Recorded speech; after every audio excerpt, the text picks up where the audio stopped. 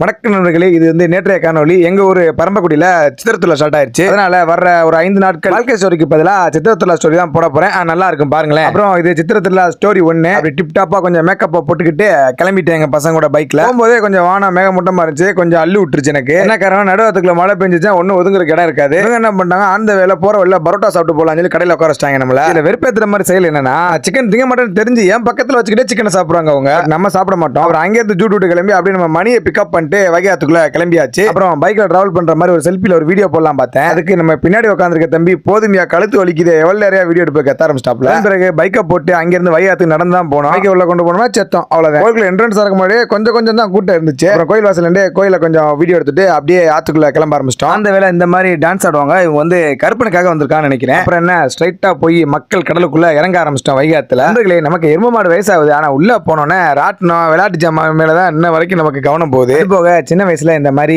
வளையம் தூக்கி போட்டு பிஸ்கட் வாங்கியிருக்கனால அதுல நான் எக்ஸ்பெக்ட், ஆனா இப்ப தூக்கி போட்டேன்னா சத்தியமா எங்கிட்டோ போயிடும். அதனால மூடிட்டு அங்கிருந்து வந்தாச்சு. அப்புறம் பசங்க பின்னாடி போய்கிட்டே இருக்கும்போது டக்குனு இந்த ராட்டத்தை வேடிக்கை பார்த்துறோம். பார்த்தா பசங்களை காணாம போயிருவாங்க. இந்த மாதிரி வேடிக்கை பார்த்து நம்ம கேங்க விட்டது நிறைய டைம் நடந்திருக்கு என் லைஃப்ல. அப்புறம் நம்ம கேங்ல ஒருத்தர் கப்பல் ரன் எங்கே போட்டிருக்காங்க தேடுங்கப்பா அப்படின்னு சொன்னாரு. ஆனா நண்பர்களே, அவங்களோட கப்பல்ஸ் எங்க இருக்குன்னு தேடி இருக்காங்க. நாங்க என்ன இன்னும் கப்பல் ராட்டம் எங்க இருக்குன்னு தேடி இருக்கோம். அதான் நம்ம கேங்க பத்தி எனக்கே தெரியுது. இருந்தாலும் நம்ம யாரு கூகுள் மேப்பே மிஞ்சின இல்ல, லெஃப்ட் ரைட் ஸ்ட்ரைட்டா கூட்டி போயிட்டு கப்பல் ராட்டத்துக்கு கீழே கொண்டு போய் நிப்பாட்டிட்டேன். ஆனா இந்த ராட்டத்துக்கு கப்பல் ராட்டமா டிராகன் ராட்டமானு பேரே சத்தியமா எங்களுக்கு தெரியாது.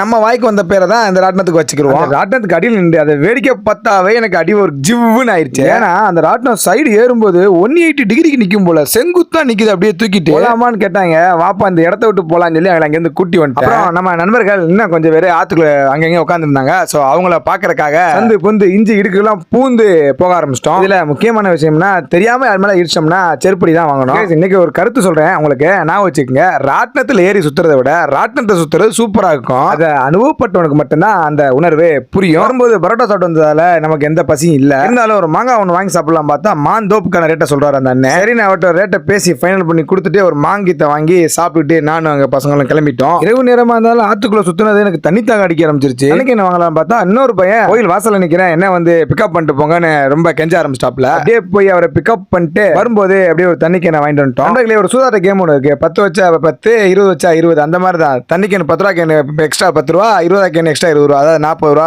20 ரூபா அந்த மாதிரி விற்கிறாங்க. ஒரு இடத்துல உட்காந்து கதை பேசிக்கிட்டோம். திடீர்னு நம்ம நண்பர் விக்கிட்டு ஒரு அழைப்பு, சாமி கோயில் விட்டு வெளியே வந்துருச்சுடான்னு சொல்லிட்டு உடனே அங்கே இருந்து சிட்டா பிறந்து கோயில் வாசல்ல போய் நின்ட்டோம். போனா அப்பதான் சாமி கோயில் விட்டு வெளியே வந்துருச்சு. நான் ஒரு 2 மணி வாக்குல போனோம். சாமி 3:30 வைகாத்துக்குள்ள இறங்கிருச்சு. போன உடனே எப்போ போல சாமி அப்படியே உள்ள வரும் வெளியே போகும், உள்ள வரும் வெளியே போகும், அப்படிதான் இருந்துச்சு. ஒரு 3 மணிக்கு மேல சாமி வைகாத்துக்குள்ள இறங்கிட்டாங்க. என்ன அங்கிருந்து அப்படியே ஜூட்டை போட்டு வீட்டுக்கு கிளம்பியாச்சு.